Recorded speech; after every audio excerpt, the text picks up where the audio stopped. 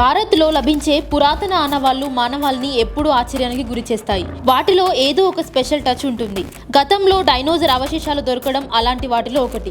ఇప్పుడు పాములో రాక్షసుడిగా భావిస్తున్న ఓ జీవి ఆనవాళ్లు వెలుగులోకి వచ్చాయి. అది శాస్త్రవేత్తలను సర్ప్రైజ్ చేస్తుంది. 2024లో గుజరాత్లో ఒక భారీ పాము జాతి ఆనవాళ్లు దొరికాయి. దీని పేరు వాసుకి ఇండికస్. ఈ డిస్కవరీ సైంటిఫిక్ వరల్డ్ లో హాట్ టాపిక్ గా మారింది. ఇది కేవలం ఒక అవశేషం మాత్రమే కాదు, మనం గతం గురించి, పాముల ఎవల్యూషన్ గురించి చెప్పే ఒక కొత్త కథ.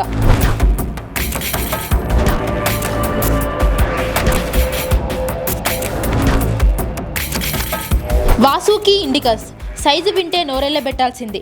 దీని పొడవు 15 మీటర్లు, బస్సు కంటే పెద్దదన్నమాట. ఈ భారీ పాము ఫజిల్స్ గుజరాత్ లోని పనోంద్రా లిగ్నైట్ మైన్ లో 2004లో తొలిసారి బయటపడ్డాయి. కానీ దీన్ని కొత్త జాతిగా గుర్తించి వాసుకి ఇండికస్ అని పేరు పెట్టింది మాత్రం 2024లోనే. శాస్త్రవేత్తల అంచనా ప్రకారం దీని వెయిట్ దాదాపు 1 టన్ను ఉండొచ్చని అంచనా. ఇంత సైజుతో ఆ రోజుల్లో దీనికి ఎదురే ఉండేది కాదు. దీని ఎముకలను చూస్తే దాని పవర్, వెయిట్, స్టైల్ గురించి ఒక క్లారిటీ వస్తుంది. ఈ పాము 4.7 కోట్ల సంవత్సరాల క్రితం ఇయోసీన్ కాలంలో భారత గడ్డపై చలించింది.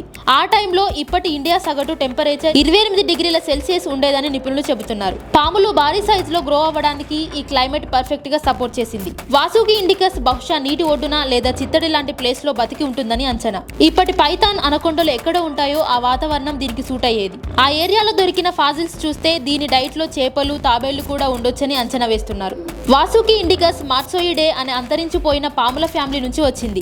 ఈ గ్రూప్ లోని పాములు పెద్దగా ఉండేవి, విషం లేకుండా కన్స్ట్రక్టర్ స్టైల్లో వేటాడేవి. పాములు ఒక దేశం నుంచి మరో దేశానికి ఎలా ప్రయాణించాయో ఈ కొత్త ఆవిష్కరణ తెలియజేస్తుంది. సైంటిఫిక్ రిపోర్ట్స్ లో పబ్లిష్ అయిన స్టడీ ప్రకారం దీని ఎముకలు చూస్తే ఇది స్లో మూవింగ్ హంటర్ లా కనిపిస్తుంది. అంబుష్ టెక్నిక్ తో దాడి చేసి ఎరను ఊపిరాడకుండా చేసేదని అర్థమవుతుంది. ఇది ఆఫ్రికా లేదా యురేషియా నుంచి ఇండియాకు వచ్చి ఉండొచ్చని రీసెర్చర్స్ అంటున్నారు. ఈ పాము చాలా స్పెషల్ అని చెప్పడానికి కొన్ని రీజన్స్ ఉన్నాయి.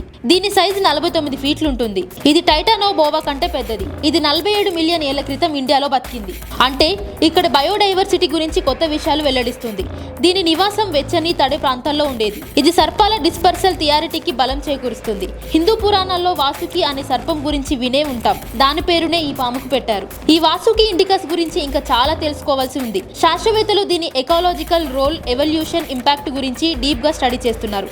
దీని fossils Indian institute of technology Roorkee team study చేసింది. దీని స్కెలిటల్ స్ట్రక్చర్ చూస్తే ఇది ఎలా మూవ్ అయ్యేది, ఏం తినేది అనే డీటెయిల్స్ బయటికి వస్తాయి. ఇది ఆ రోజుల్లో టాప్ ప్రిడేటర్ గా ఉండొచ్చని ఒక అంచనా.